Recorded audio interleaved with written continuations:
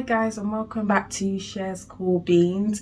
I did say I'd get back to you in like a month. I said that in my previous video, but am I mad for recording 3 videos today? I think I am, but I'm going to do it anyway. So this video is about my first observation, which I actually had today, and it went surprisingly well. But before I get into the video, please subscribe to this channel. It's growing, it's getting bigger. I can't believe, like, from where I started, it's just growing, and I'm so happy for all your support. If you haven't already subscribed, please do, and turn the notification bell on wherever it is on this channel, so that you know when my latest videos come out. Also, please follow me at my teaching gram, which has blown up to you. Thank you guys so much, and follow me over there at miss.coolbeans so we can support each other. I love to have a nice chat with you guys over there, so please follow me on that. Okay, so today's video, my first observation, I taught a maths starter, and yes, it's just a short session, but it went amazingly well. So I taught a starter about place value, you know, hundreds, tens, thousands, all of that good stuff. And initially I was really nervous for it. It's one thing to teach a small group, but to teach 30 kids, for me, that's it's a different atmosphere for some reason for me. So I was really nervous, but I needed to think that I've already got this. These children know me, they trust me. So yeah, it went really well. So let me actually tell you exactly what he's not my mentor, he's a class teacher in my class. And I also have my mentor, but it was the class teacher who was observing me. So let me read out to you exactly what he said. So the narrative of the lesson, there's a section on that on my lesson observation sheet. Let me show you that here. The narrative of the lesson was a math start on hundreds, tens and ones.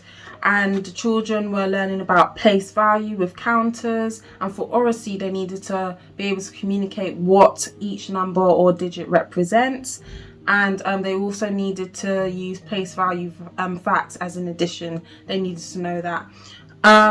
So he summarized that I ensured children answered the questions with reasons, and I allowed plenty of partner talk opportunities.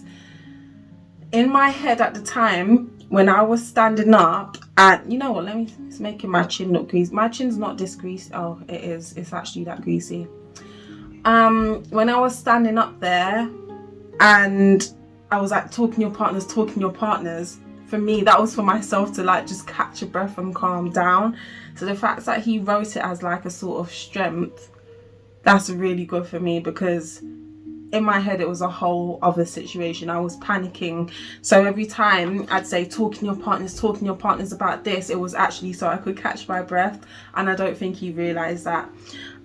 He said my pace was just right.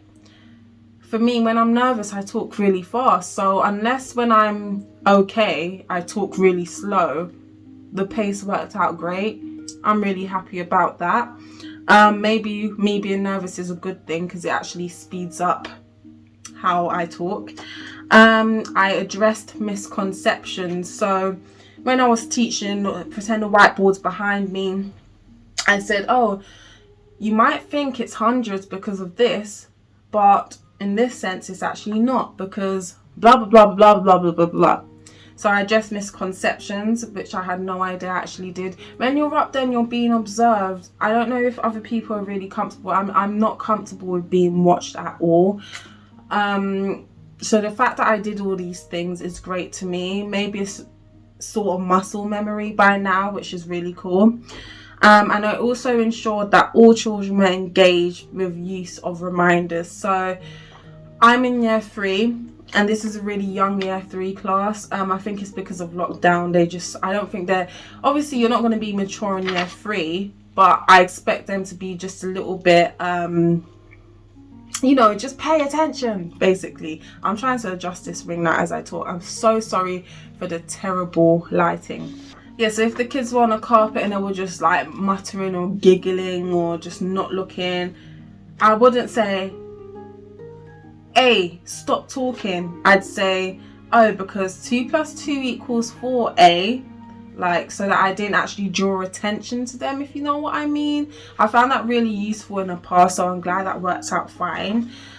So my strengths, he said that I used high praise with reason explained. So even if a child didn't get something right but they were on the right track, I'd tell them that. I wouldn't just say, oh no, that answer's wrong, think again. I'd say, oh, I like what you're doing there, I see you're on the right track, but look at this again and tell me whatever. I just think it's more, you know, it's kind of like positive affirmation. I really like using that. And he said another strength he said I did was target children. So I spoke to a variety of children, including lower achieving children. So when I was asking questions and asking the children for an answer, I didn't just ask the children that I know would give me the correct answer just to make me look good, as if I thought I'd been teaching the starter well. I actually spoke to some of the lower achieving students so that I could show that I can actually teach them and break down whatever method we're learning about. So that was really good. Well, that's what he said. And I always use subject specific vocabulary. So I was always referring to place chart, hundreds, thousands, tens, ones, like, yeah. And areas of development, because this was such it was just a starter, so it was like 10-15 minutes. He only put down, I need to include a short explore activity for the children to explore their knowledge when they're at their table. So I guess that will build as I build up to a whole entire lesson, which I'm supposed to be doing next week.